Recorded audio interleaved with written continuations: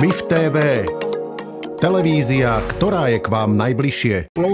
Z rôznych časových období, ktoré slúžilo aj ako užitkové, aj ako ozdobné, aj ako dekoratívne. Čiže to sú tieto skladné veci, tie sú svojím spôsobom zaujímavé a potvrdzujú len to, že to sklo tu bolo veľmi častý objav v tomto podhradí, alebo také čo v tomto suburbiu.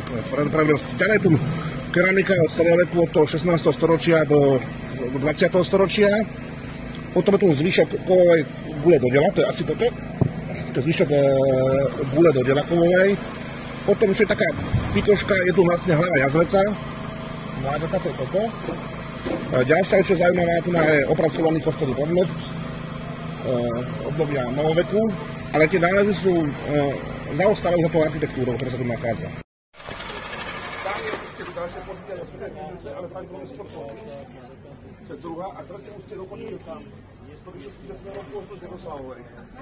No, to je taký systém vlastne podmienky. Základný systém, to sa vedelo, či nie? Niečo sa vedelo, niečo nie. Ten systém chodieb je veľmi komplikovaný, lebo sa datujú prvé počiatky chodieb do 13. MIF TV. Televízia, ktorá je k vám najbližšie.